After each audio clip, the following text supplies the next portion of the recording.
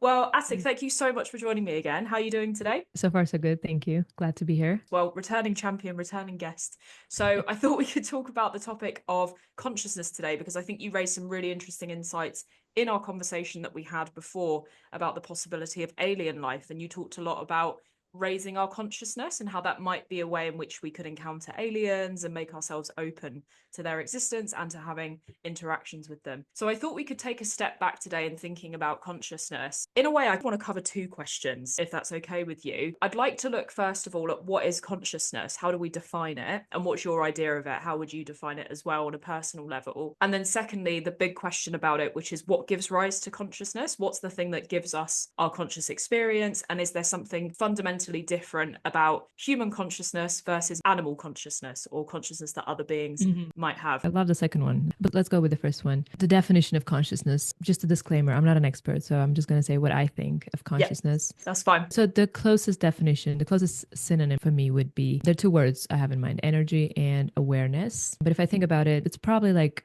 aware energy, something that is aware, all-knowing. That's the closest to how I can define consciousness. It also, for me, is the high state of existence. I think the higher from there would be non-existence for me. But consciousness is what is, really, what exists and what we are. But the only thing that keeps me from saying energy 100% is most of the time you can detect it. It's detectable by human technology. If you haven't been able to find out the technology to detect it, doesn't mean it doesn't exist. But so far, at least I'm not aware of any device that can detect consciousness. So that's the only thing that keeps me from saying it's the same as energy. But in my understanding, it's very close to being energy. I like that definition, aware energy. A lot of what you just said there taps back into the mystery of it. If we give it a dictionary definition, you could call it the state of being aware, which is very much in line with what you said, aware of and responsive to our surroundings.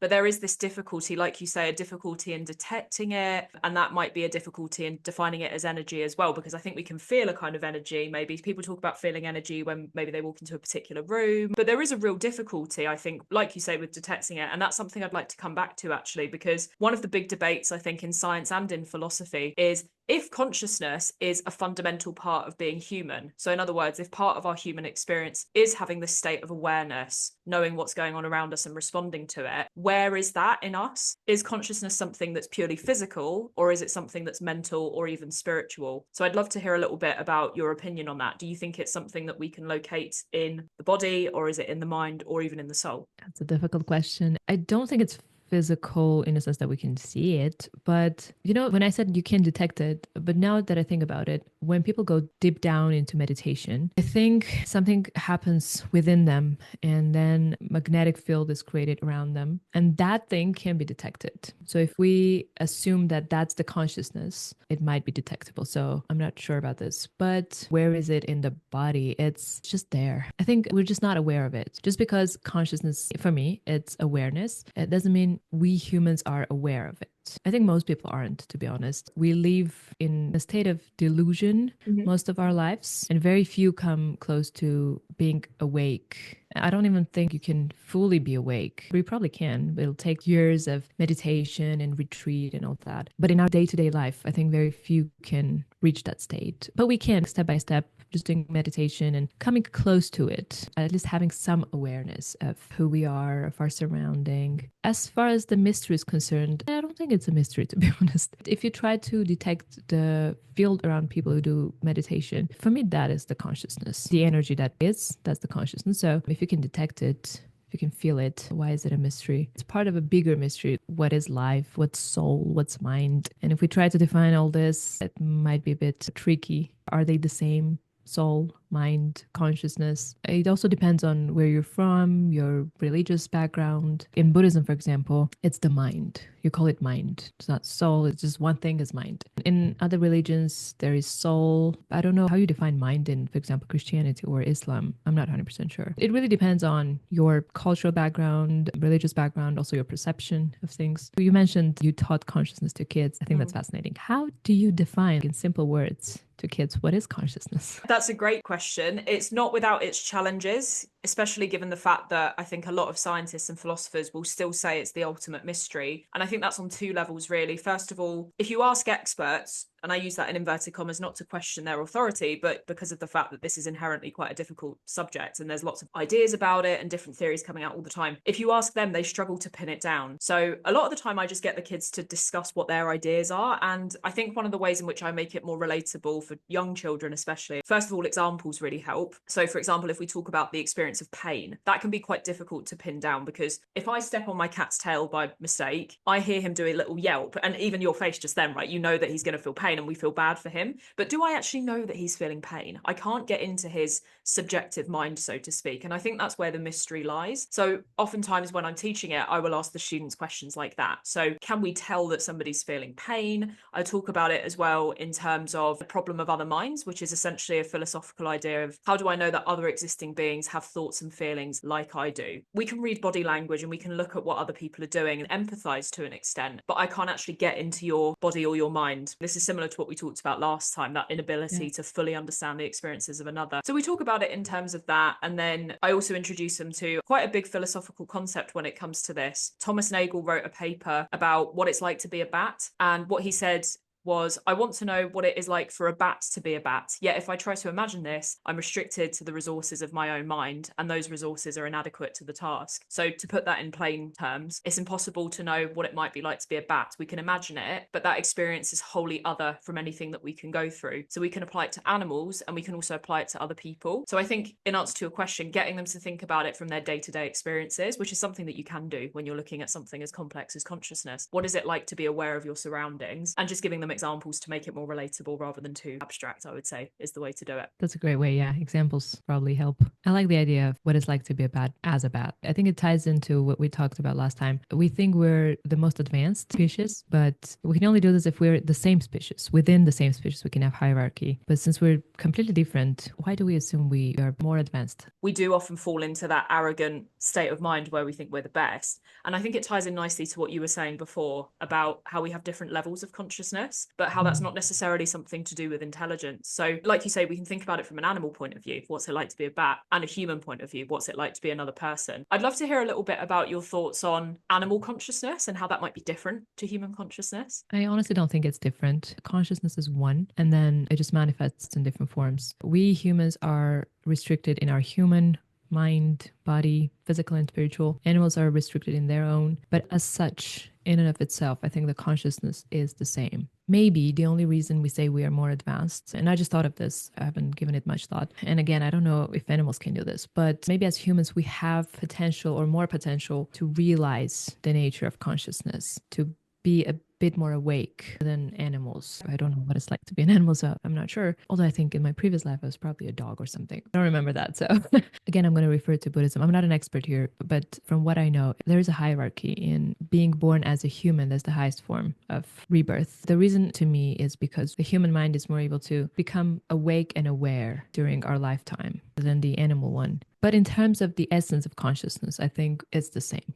We're just restricted in our ability to realize the nature of consciousness, I think. So you're saying that, as far as I can understand it, there's not a fundamental difference between animal consciousness and human consciousness, because it is the same thing in essence. But maybe the thing that differentiates us, and it doesn't make us better, it's just something that makes us different to animals, is that we're not only conscious, but we have consciousness of our consciousness, if that makes sense. So in other words, we're aware of what it's like to be conscious, and we can talk about it and use language to communicate that in a way that animals maybe can't. So they don't have necessarily the awareness of the awareness. Exactly, yes. I don't think all people do. We're not born with this awareness. We can develop it. We can work on this. Again, I think a lot of people go through life without being aware of anything, but we have the potential. We're the closest to being aware. Something that's just occurred to me as we've been talking about this is some of the language that people use around raising their consciousness, even if they're not fully aware of it, but phrases people use like, I've had a spiritual awakening, a new outlook on life, and they've become more awake, but in a more metaphorical sense, they've become more aware of what's going on around them and more conscious of what they want in their life. So maybe that's something that makes it different as well. If we think about it from a spiritual point of view and the idea that consciousness isn't necessarily different in itself, it just manifests differently, like you said. I'd love to get your opinion on, I think, what's one of the key debates, certainly in science, if not philosophy as well, which is where consciousness comes from, what gives rise to it. So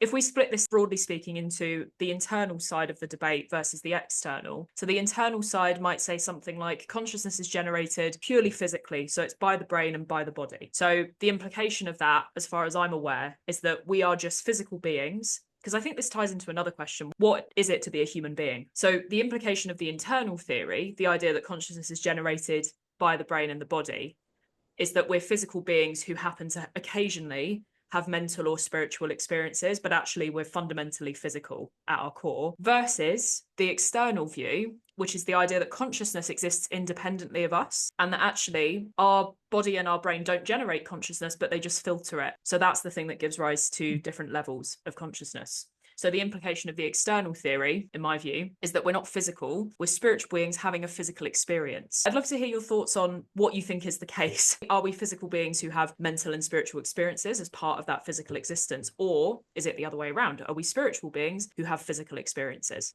Great question. I think the truth lies in the middle, the golden middle. I would obviously lie if I said we're not physical beings. We are physical. You can see, you can feel. But I'm a bit apprehensive of the fact that we're purely spiritual, as in we don't have any control of consciousness. I think we do. It's interdependent. So there is consciousness, but we humans have both individual and collective consciousness as well. So we can give rise to that one consciousness that there is by our actions, thoughts, intentions. I think intentions are really important in raising consciousness. I don't think we're just purely getting impulses from consciousness and just doing our own thing. No, I think there is consciousness, there's us, and it's a synergy. We get signals, but then we can also, it's up to us to raise it. I think it's a synergy, to be honest. That makes sense to me, actually, because going back to something you were saying before about meditation and how that can raise our levels of consciousness, studies have been done on the brains of people who are in a so-called trance state or a highly meditative state, or even in a state where they're claiming to channel other beings.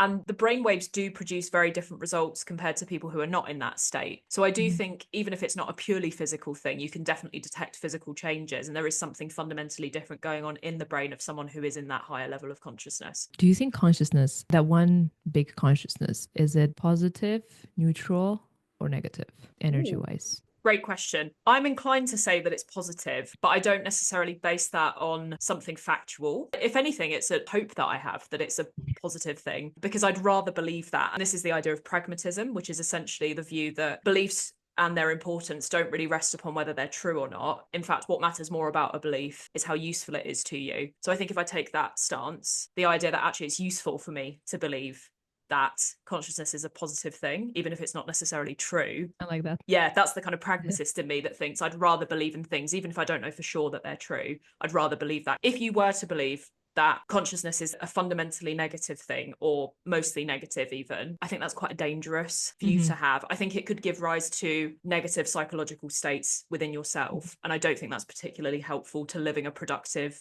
meaningful life. I like that. Choose to be optimistic. Exactly, yeah. And I know you said before you're an optimist as well. I think it's something that's really useful to believe in. I think a lot of this, to be honest, has been informed as well by podcasts that I've listened to, books that I've read and things like that, and papers, where there are people out there with the idea that our conscious experience is a blessing in a way. And if you believe as well that it is a fundamental property of the universe, it ties into all kinds of other avenues as well, like the idea that actually our consciousness never ceases to exist. In other words, we have an eternal life of some kind, which is really quite promising, I think. The idea that consciousness doesn't die. For example, if I go back to what I was saying before about the idea that consciousness is an external thing. So Eben Alexander, he had a near-death experience, and he said the brain does not create consciousness, but actually dumbs it down from a much higher level of awareness, one that we glimpse during spiritually transformative experiences, such as near-death experiences, or encounter when our physical body dies. So I think for me, that's a really interesting idea that actually death isn't the end of consciousness, it's an expansion of it. And for me, that's a positive thing, as far as I can tell, because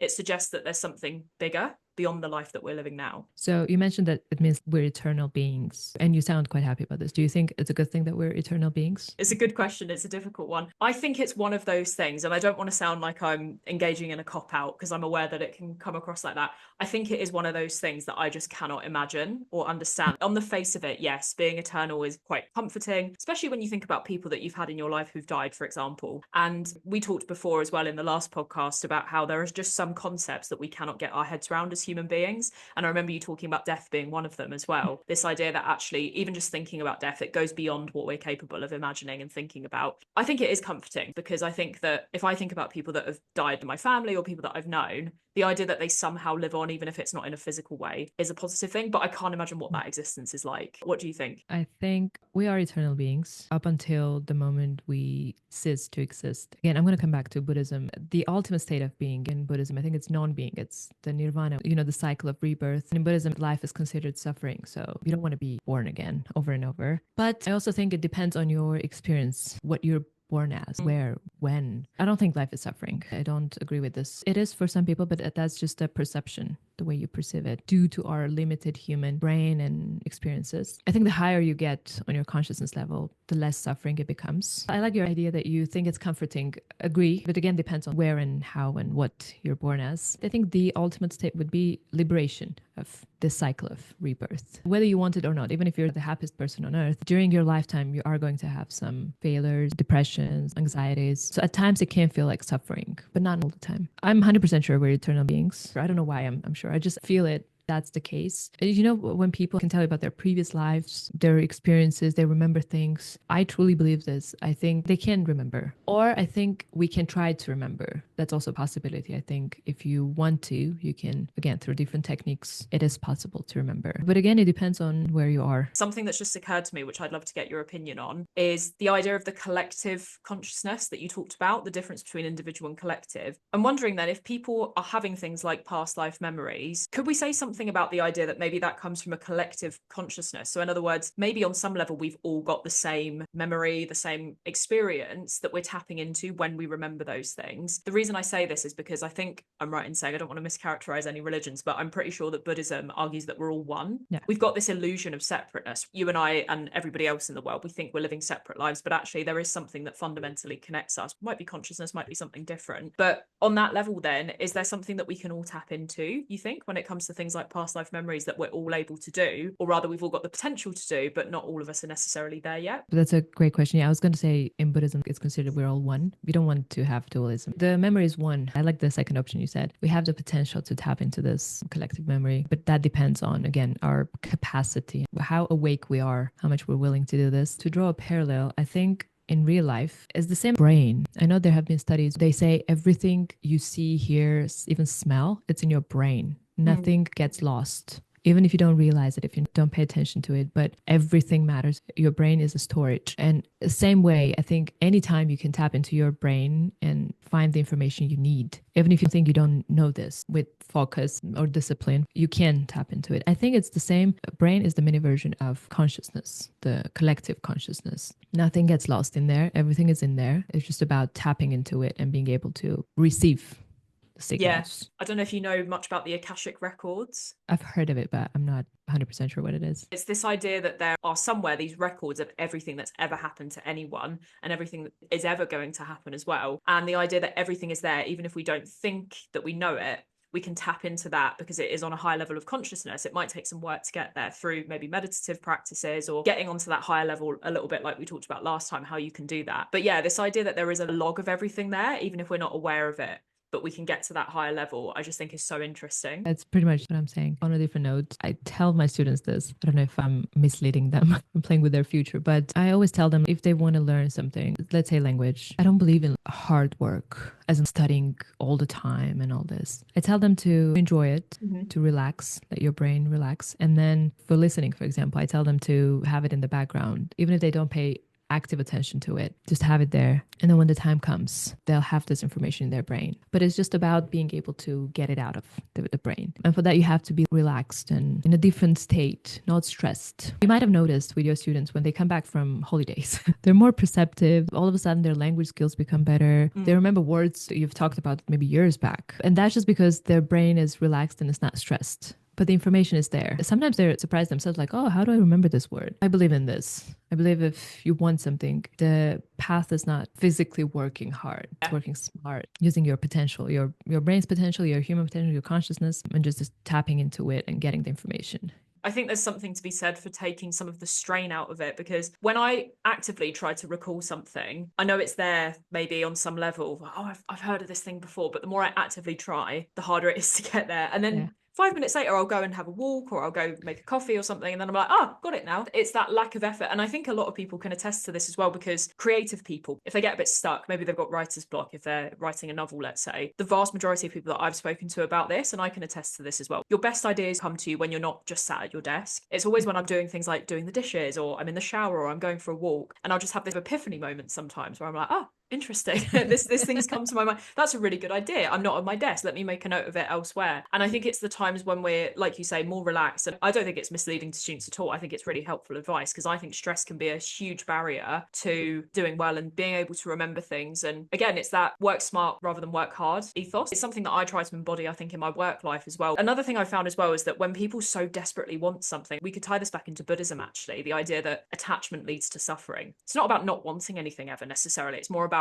not being so desperate for a particular outcome and letting things unfold naturally. Because if you don't, that's the thing that will cause you to suffer, getting attached to an outcome. But I found that people, when they so desperately cling on to something, oftentimes they end up losing it. They get the opposite of what they actually want. So I do think there's something to be said for letting go and getting into that more relaxed state, a little bit like what we talked about last time, meditation, allowing yourself to be open up to those higher levels of consciousness and awareness where you can tap into things that you thought perhaps were previously unattainable. I think there's something really powerful in that. Yes, I think it ties into what you said before about being desperate about things. The consciousness doesn't understand want. So when you desperately want something, you come from a place of lack, and then you're attracting lack because you are lack. You're attracting. We attract what we are. So when you desperately want something, it means you don't have it, and you're coming up with this. Oh, I don't have it. I need it. I want it. But I don't think that's how the life consciousness works. It responds to your vibration. It doesn't respond to what you want. So you have to become what you want, and then you attract it. That's what I meant last time when I said you have to be happy to be happy. So to become happy, happier. So you become what you want, what you need, and then let it go, and then relax, and then it happens. I think that's a really nice practical note to end on, actually. This idea that if you align yourself more with the thing that you want rather than approaching it from a scarcity mindset, that's normally when the results come. So it might seem a little bit counterintuitive, but it's actually very powerful. You said it's counterintuitive. I wonder, why is it counterintuitive?